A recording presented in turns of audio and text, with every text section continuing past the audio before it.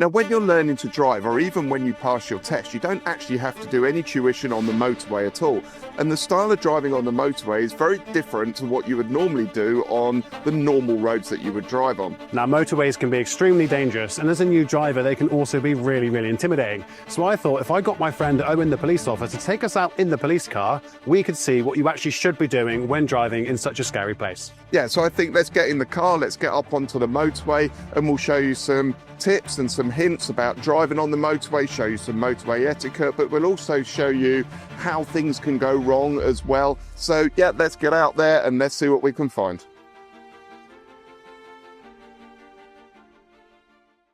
So first customer of the day is likely to be this Discovery.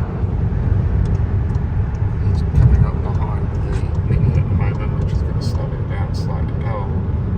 Because I know they're going to ask in the comments, how come you're allowed to do this speed, but yet members of the public aren't? Because we've got an exemption speed for a policing purpose. So our policing purpose here is enforcing the speed limit, which the Disco isn't adhering to. So what do you do then, best practice? Do you immediately let him know that you're on his back, or do you kind of follow him for a little bit and kind of see what he gets up to? No, we're going to see. We're going to put him on. If you think that 10% plus 2, enforcement would start at 79, so he is in enforcement territory. If I was a camera van, that would be a ticket. Now, Owen, what would you start by saying is something that I should definitely take away from this video? The first thing for me is about observation, anticipation and planning. And although that's 3 things, it's the first one of the 5 things that we're going to say. Because if your observation is good and you can anticipate what's going on ahead of you, you can then plan for it and then you can drive smoothly on the motorway. Now we're on the motorway, we're constantly scanning the distances in front of us. So we've got the near distance, the medium distance and the far distance, and we're constantly scanning to see what's going on ahead of us. We're also frequently using our mirrors so that we can see what's going on behind us, and therefore we're aware of everything that is going on around us all the time that we're on the motorway. We know that in front of us now we've got a heavy goods vehicle, so we're anticipating for that and we're planning for it. And we can see that the Volvo in front is catching it, but he's left it so late to do that that he's had to use his brakes, and that's what we're going to try and avoid. So we're going to indicate to come out. The van has moved over for us and out we come nice and smoothly to overtake the heavy goods vehicle. Once all 4 wheels are across the white lines, we're going to cancel the indicator, we're going to go round the heavy goods vehicle and once again back into lane 1, and there's no requirement to indicate there because the lorry will expecting us to do that manoeuvre. On the near side, on the hard shoulder, you'll see there are a number of posts and signs. Now as we go past this one, you'll see there's a blue sign that says M5A 225.0. Now what that's telling you is that you're on the M5, you're on the A carriageway, and the marker post is 225.0. So if you were to break down by that marker post, you can give that information to National Highways or the emergency services and they will know exactly where to find you. And those blue marker posts are every 500 metres on the motorway. So the one that we just passed was 225.5, and it gives an exact location for the emergency services to be able to find you if you are stopped on that hard shoulder. You will also see that there are smaller marker posts and you can see one there on the left hand side just on the Armco there that gives you an additional point of reference if you do break down. Now on the near side we can see that there is a blue motorway junction sign, and that's telling us that it's half a mile to this junction, which is junction 28 that you can see in the bottom left hand side of the sign. Now we know that there is going to be an off slip, and where there's an off slip there's an on slip, so we can reasonably anticipate that there is going to be traffic joining the motorway on the other side of this junction. So we're going to prepare for that already. We're just catching up on this heavy, so we're going to indicate and we're going to come out to go around the heavy. And there are another number of heavy goods vehicles into the distance. You can see the Palex truck there. There's 2 more that have just gone under the bridge, and that's just before the on slip. So we need to prepare for that. and we know that there's going to be traffic, or we can reasonably anticipate that there's going to be traffic joining from that on-slip. So we're just going to stay out in lane 2, because at the moment there's no point in going into lane 1 until we can see that it's clear to do so. And there we are on the near side. We can see that there is traffic joining into lane 1 from the on-slip. Now, what we can also reasonably anticipate is they're going to want to go past these heavies, but at the moment they're joining quite nicely, and there is no reason for us to come out any further into lane 3 to allow them to overtake those heavies. Tip number 2 for me would be positioning. So Owen, on that note, what advice would you have for the viewer all about positioning on the motorway? Okay, so in the UK, we drive on the left. So the default position on the motorway is to the left, which is lane 1. You only come out to lane 2, 3 or 4 if there's a 4th lane, if you need to overtake slower moving vehicles in lanes 1, 2 or 3. So the default position on the motorway is lane 1, so that's where we are now. If you can see the white van that is in lane 2, he's been sitting there for some time now, and he is what we would call a lane 2 hogger, or a middle lane hogger. And he's got no reason to be there in lane 2, because he's going no faster than we are. In fact, we're actually catching him up, and he should be in lane 1, which is the default position. My driving instructor taught me about the rubber band theory. If you imagine in lane 1 your car was attached to a rubber band, every time you went into 2, 3 or 4, the rubber band would tighten and pull you back into lane 1, meaning that at all times you were in lane 1 as you should be. Tip number 3 would definitely be entering the motorway. So Owen, on that note, what advice would you have to say on exactly that? Okay, so once we get onto the on-slip, what we want to be doing is increasing our speed to the point where we're matching the speed of the vehicles that are already on the motorway in lane 1. Now, what you've got to remember is that you do not have right of way when you are entering lane 1. The motorway etiquette is generally that people will move over into lane 2 to let you enter the motorway, but it's not a right of way for you. So as we accelerate up the slip road to come on, what we're looking to do is make the traffic aware that we're looking to come on, so we will indicate right to come out into lane 1. We've matched our speed to the other vehicles that are in lane 1, and then we can come on nice and smoothly into lane 1, and then from there we can start to drive the motorway and maybe increase our speed if it's suitable to do so. So when we're entering the motorway, we're coming off of the on-slip into lane 1. What we want to be doing is making sure that we match our speed with the speed of the traffic that's already on the motorway. So we don't necessarily have to be at 70 miles an hour. What we want to be doing is making sure that we join the traffic nice and smoothly, so that we're doing the same speed as lane 1 is. From there, we can then adjust our speed to a suitable speed within the speed limit as to how fast we need to travel on the motorway. But on this occasion, we joined behind the black Fiesta at 65 miles an hour, and well, now we're up to 67, so just under the limit, and it was a nice and smooth joining onto the motorway. What you need to remember is that you do not have right of way coming onto the motorway. Motorway etiquette is that the vehicles in lane 1 will move over into lane 2 to allow you to join nice and smoothly, but you don't have that right of way, so be very careful when you come on. Make sure that your observation is good, you're using your mirrors and you're joining at the appropriate speed, the same as all the rest of the traffic that is already in lane 1, and therefore we keep it nice and smooth. This tool unlocks secret features on your car and lets you run a full health check in seconds. Watch this. Now the app now is actually communicating with the OBD reader directly to the brain of this car, and it will find out how many problems this car's got. And if he had bought it secondhand, then now I can find out any previous issues due to the fact that the previous owner might not have looked after it very well. There's right 11 issues found on this car. I've used these before. We press clear issues, get rid of them. When buying a used car, often previous problems can store those codes on the car's brain itself. So when we do delete those codes using the Carly app, we rescan again to make sure we can find out what's currently going on with the car and hopefully give it a clean bill of health. Now show the results. As you can see, we've only got one tiny issue now, which shows that there's not a lot to worry about, and we can then communicate once we click on this to the garage and let them know exactly what we need to fix, which is going to save so much money, and they won't be able to take advantage of us. Now, I mentioned earlier that you can unlock secret features. So if I click on coding, continue, check coding possibilities on Will's car, Now again, it's communicating with the brain. It's going to let us know what secret features this car could be hiding from us. Okay, now if I go into these different pathways here, we can actually read out what we can do. So for example, Will's got coming home lights, leaving home lights with low beam, easy entry via MMI, garage door, damper electronics, seatbelt tensioners, daytime running lights. Now, one feature that I know that I've heard Will complain about in the past is the automatic engine start-stop. Now, using this device, I can actually click on this, turn it off, and then I can code that into the car so it no longer annoys Will.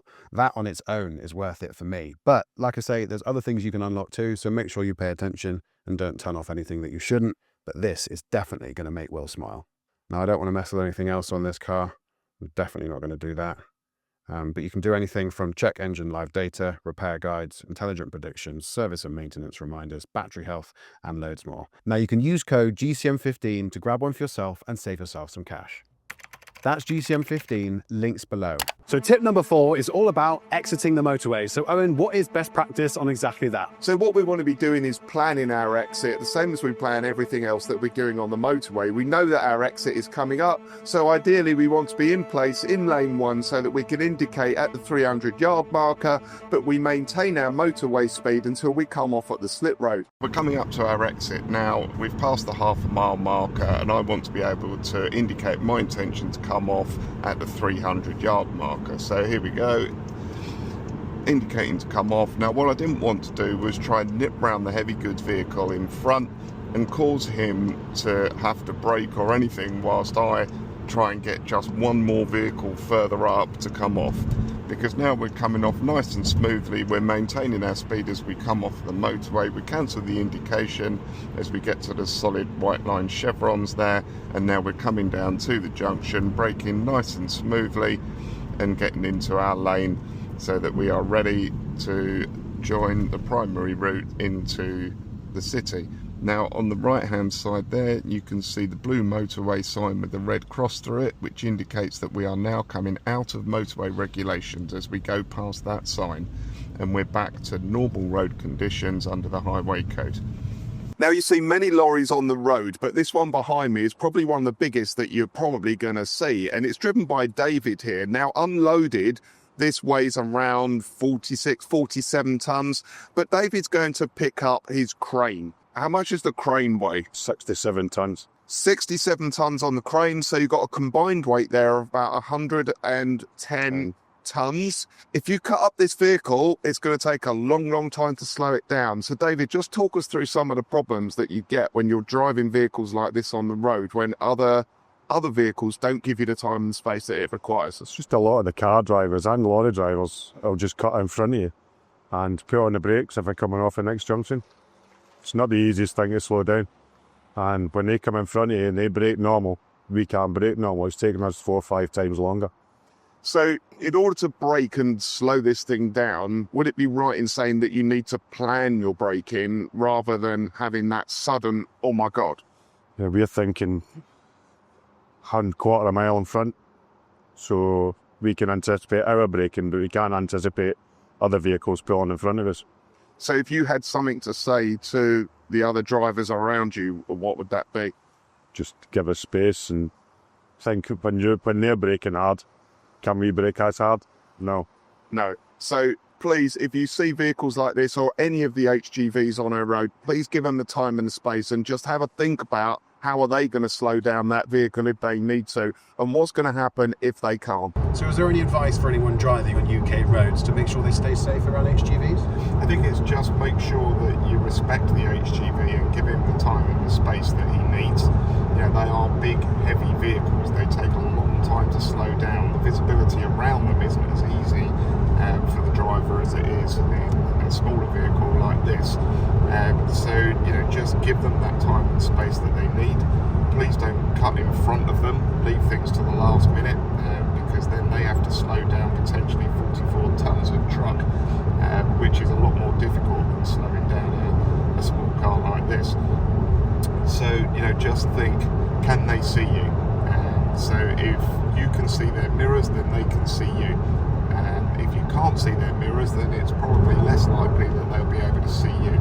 in front of us is a tanker. So like we were saying earlier, if that's carrying liquid, if we were to nip round it in order to just get that one vehicle further up and get off at the next junction, to cause him to brake is a big problem for him, because all of that liquid as he starts to brake is going to rush forward to the front of the tanker, and that's a lot of weight for him to stop. And as our driver in the lorry park was saying, 3 to 4 times the braking distance of your average car to stop the 44-ton truck. Now, I'm not a lorry driver, and if you are and you drive tankers like this, put it in the comments as to the problems that can cause you, because you will know better than me what it's like to try and stop one of these things in an emergency.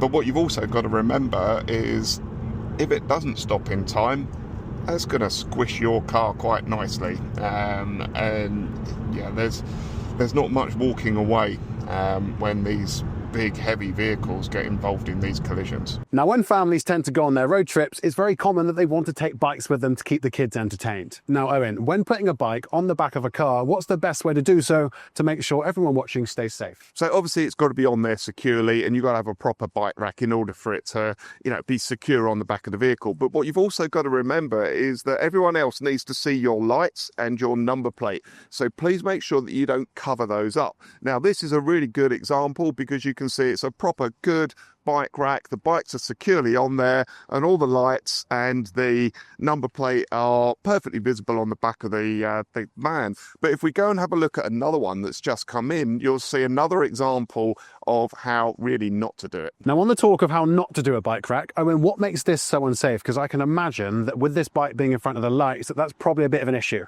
Okay, so the problem with this kind of bike rack, if you don't have the board on it that gives you an additional lights and a number plate, is that the wheels and other parts of the bike are likely to cover up the lights. So people can't see your brake lights, people can't see your indicators, and if a number plate on your vehicle is further up, they won't be able to see that as well. So you need to make sure when you're buying a bike rack that you buy one that is suitable for your vehicle so that all the lights are visible and the number plate as well. I mean, this one's only got a small bike on it, so it's not so bad, but we often see cars coming down that have 2, 3 or even 4 bikes on the back, and it completely covers the back of the vehicle. No one can see those lights, which is incredibly dangerous. Now, unfortunately, sometimes people break down on the motorway, and that can be quite a scary thing to happen. So, Owen, on that note, what do you recommend people do when they unfortunately break down? So if you are unfortunate enough to have a breakdown on the motorway, then you need to be getting over to the left. If the hard shoulder is there, then get over onto the hard shoulder and try and get out from the left-hand side of the vehicle if you can, rather than getting out onto the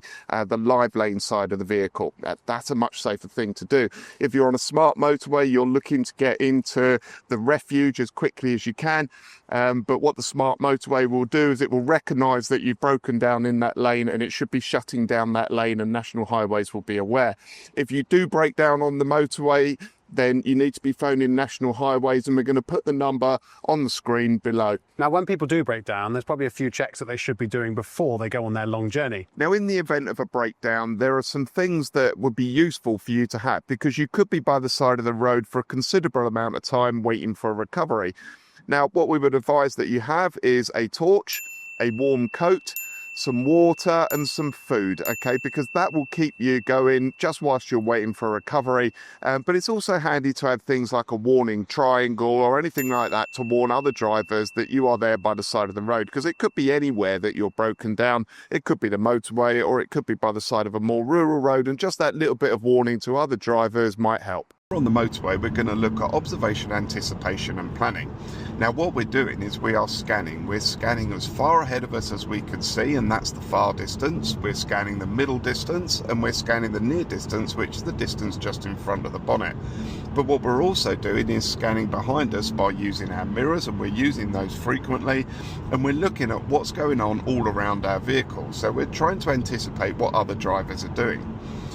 Now, what we also use is the 5 W's, and the 5 W's are: what can I see, what can't I see, what can I reasonably expect to happen, what's my greatest hazard, and what am I going to do if things don't go according to plan.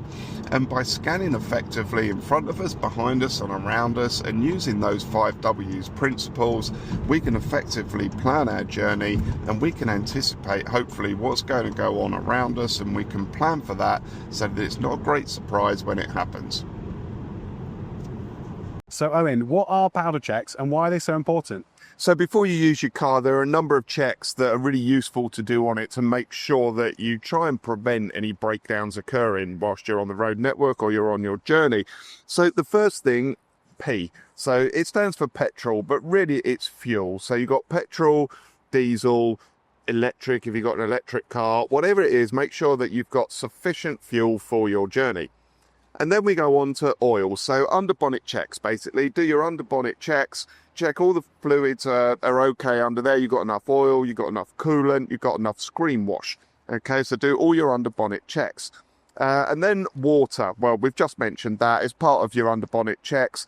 So just coolant and screen wash. Okay, and then damage. Have a look around your car, make sure that no damage has occurred on it since the last time you used it. Okay, make sure it's safe to be out on the road. And then we're going to check our electrics. So just walk around the car, check all your lights are working, check all the electrics are working properly on the vehicle. Lastly, we're going to do our tyres. Rubber. Rubber. Yes, well done, George. Yes, so R for rubber, check the tyres properly, put them round on full lock so you can check the whole of the tyre, check the tread depth, check for bulges, check for cuts, and check for anything that could be wrong with your tyre. If you are towing a trailer or a caravan, please check everything on that as well, because we see so many breakdowns occur that cause chaos on the network because people haven't checked the trailers properly.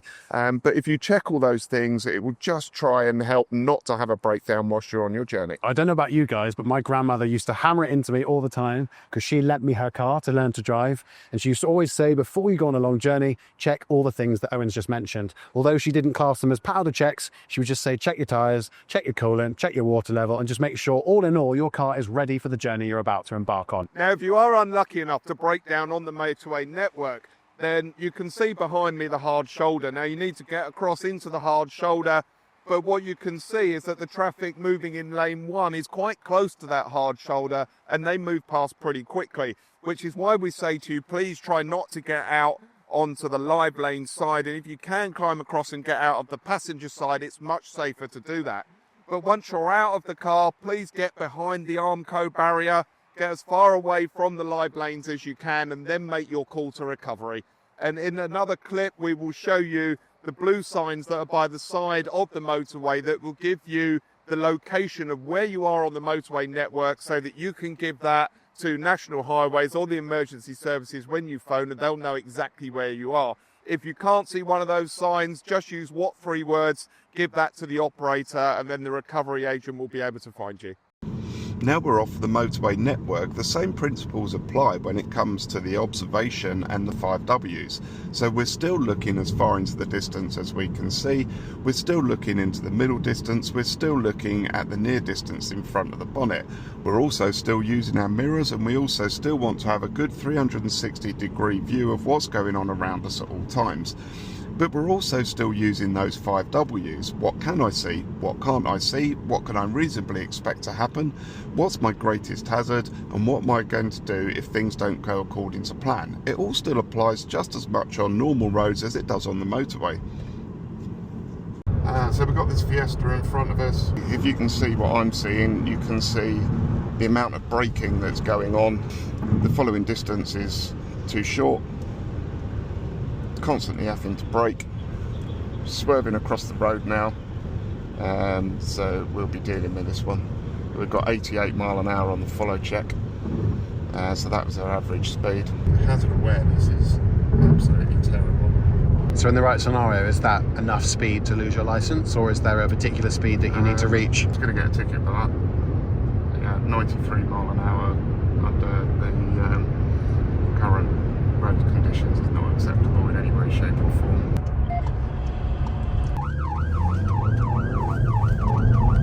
So what's happened? There's an obstruction in the carriageway, junction 28. It's going to be a bit of a trip down the motorway. Yeah, and this is what I was saying earlier. This is a lot of what we deal with is things like this, carriageway obstructions and RTCs, and by the time we get there, highways have probably been there and moved it.